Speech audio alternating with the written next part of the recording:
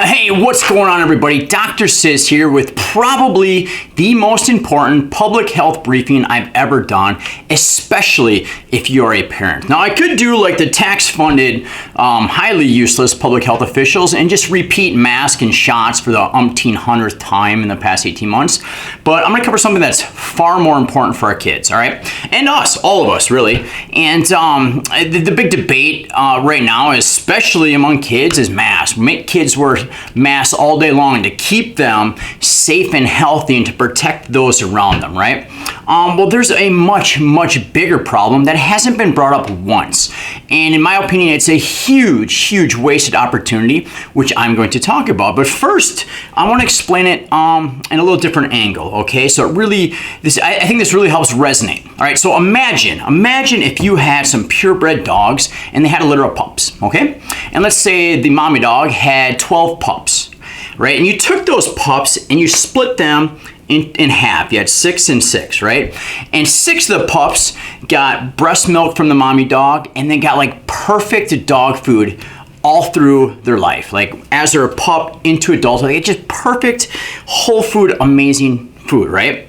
And now we take the other 6 puppies and we give them the majority of their diet consists of hyper or ultra processed people food. Okay, so what would that be? What are ultra processed foods? Things like Doritos and Sun Chips and cookies and Mountain Dew sugary drinks and even animal crackers, frozen pizzas, microwave foods, mac and cheese, things like that. Those are ultra processed foods. Now, if someone was to give a puppy the majority of its diet, stuff like this, would that puppy get sicker or better? Right? Would these foods make the puppy sicker, less well? Yes, right? 100%. Agree? Okay, so by definition, this is a poison to puppies. Would you agree? Because it is, okay? So the answer is yes or yes, by the way. So if we agree that giving this to the puppies is poison and makes them sicker, right? We agree with that. And the other puppies getting 100% whole foods would be much healthier. Agreed? Okay, now, the reason I use puppies in this example, and you understand this, right? Like if you found out someone was giving a dog, a puppy, the majority of their diet came from this, and instead of water, they were giving them soda or other sugary drinks, like would you consider that animal abuse? Right? Most people kind of freak out. It's like, oh my God, like someone's giving a dog Doritos and chips and mac and cheese and sodas, right? It'd be like, people would be pissed. All right, so the reason I use dogs is because dogs, 1, they're omnivores, 2, they're pack animals. And here's the thing, that's what humans are. We are omnivores and we are pack animals. And this poison that you would never give to a puppy on a regular basis, we give to kids. So the question is, how often, how much do kids get? All right, so a recent study came out and it looked at what percent on average of a kid's diet comes from ultra-processed foods, all right? So my family, my kids get 0% ultra-processed foods. And why? Well, here's the thing. My goal with my kids is optimal health. I want them to be optimally healthy. Sometimes I hear people say, well, we eat pretty good and, we do, things in moderation. I don't want my kids to be moderately healthy. I don't want them to be pretty healthy. I want optimal health, right? You can't have optimal health with pretty good eating or pretty healthy, right? It's not possible. So back to this, what percentage of a kid's diet do you think comes from what we agreed on is poison? The answer is 67%. On average, 67% of a kid's diet comes from this, which is why over 20% of kids are obese. You add overweight into that and the numbers are staggering, right? And we wonder, it's such a huge problem. And what are we worried about? Putting masks on them. So we have sick, obese kids running around everywhere. We're feeding them this in school and then making them put on a mask, and that's all we talk about while we ignore this huge problem in the room, okay? It's such a big problem. It's such a huge problem, and what happens is we poison kids because we agreed it's poison, right? It's a socially accepted poison, and in fact, if you point it out, you're told to mind your own business and not be a fat shamer, when really you just care about seeing a kid get poisoned just like you would care about a puppy getting poisoned, okay? So now watch. On average, with something like 95% of obese kids stay obese into adulthood, right? it's so hard to change these habits once they're formed, right? It's a drug, man. It's addicting. You know it's addicting because people can't quit. Once they get hooked on it, it's so hard to quit, and it's designed to be addicting, all right? So right now, in America, about 1 in 7 adults has diabetes. 1 in 7, right?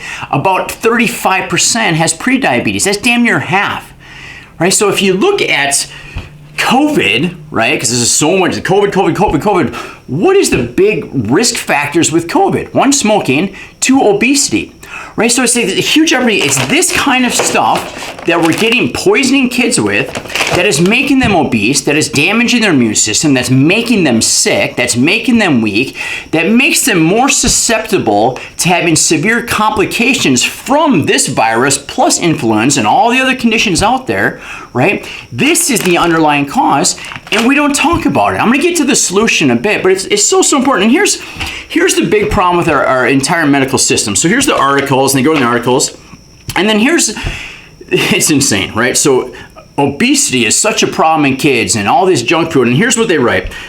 Their concern is that adult obesity drugs may not be approved for children, and there is a reluctance to get bariatric surgery.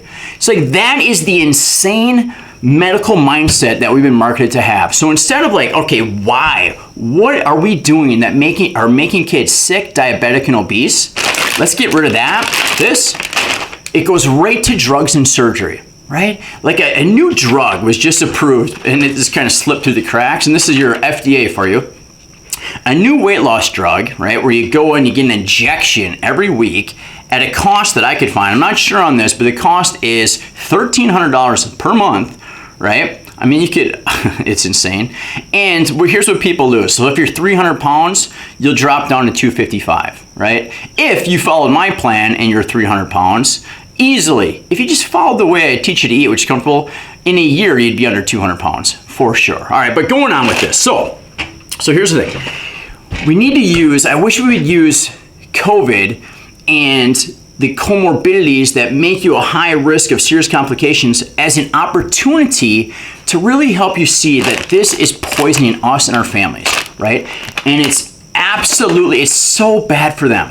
And we justify like, well, it's just this and well, it's just that, but it's constant. And we know it's constant because over 20% of kids are obese. I mean, just the other day, there was a gathering for kids who were doing like part of a homeschooling program, and great idea, whatever. And the only thing there is nothing but garbage pizza. That's it. Just garbage pizza. And you got these obese kids where their only option is pizza. And to me, it's like, why would you would never offer an alcoholic free booze, all right? And it's like, at least have the options. At least have some whole fruits there. At least have some quality lunch meats there. At least have something to give them an option. The only option is frozen pizza. And one of the issues that I totally understand it, is access to good food is impossible, or damn near impossible for some. And that's a government issue. It's like, I wish the government make great food accessible to everyone, but I don't have any control of that. What I do have control over is helping you hopefully understand how terrible this is and to not poison kids with it, right? So here's my solution. I mean, I've been doing this for years, right? The problem has been known for years. That's why I have the businesses I do. That's why I've been educating. That's why I wrote a book about it, right? So in my book, and by the way, people are like, oh, he's just trying to sell a book. I make nothing, right? Like I sell it for what it costs me to print it, package it, and ship the thing, right? Or for my overseas followers, which there's a lot of you, you can go on Amazon, and Amazon will package and ship it to you. And after their percentage, I get basically nothing, okay? So, but in the book, I start off with the most important step. So we always want to skip to the, what should I do? What should I do? The secret is, how do you stick with it, right? And I mean, everybody knows this is bad. We just don't understand how bad it is, right? It's poison. It truly is. And once you understand and really have the information so you know it's poison, it's so easy to pass up. So like this stuff sits right next to me in my drawer all the time. I have zero temptation to eat it because I know it's just terrible for me. And I want to be a good influence for kids around me. So I'm going to live a lifestyle that doesn't eat this because I don't want to show that to anybody. All right. But anyhow, in my book, I explain everything. I explain the most important step, which is number one, how do you stick with it? Like if you care about having maximally healthy, like as healthy as possible family, right? I show you the best way, most powerful way to stick with it. Like, it is the secret. Once you get I always start with my mind. Once you get your mindset right, the other stuff is so much easier. And then I go through and I explain what exactly to do and why. And I explain why this stuff is truly poison. And then you get a step-by-step plan. I show you what groceries to buy, right? Recipes to make, simple stuff. Just give you this simple method. It's just basically the way well, it's not basically, it is. It's just the way I live, right? So I encourage you is don't buy it and read it. Buy it, read it, and apply it. There's this the old saying, right? It says knowledge is power, and that's not true. Knowledge applied is power, okay? Knowledge applied is power. So often I hear people like, I read 90 books this year and I've done this. Like, well, how much of it have you applied? The secret is to read a couple good ones and then just apply what's in it, and that's where you see change, okay? So hopefully, the goal of this public health briefing is, oh my God, this mask stuff just drives me insane that all these dum-dums just keep talking about masks while poisoning kids and ignoring it and pretending like it's not a ginormous problem right in front of our noses. So hopefully, even if you do think putting a mask on a kid is a good idea, which I obviously completely disagree, even if you think that, please stop poisoning kids, because it is, and make optimal health a priority. And the only way to be optimal health is to have optimal eating, right? And just like with puppies, you would never poison puppies with this. To have really healthy puppies, you give them really healthy puppy food.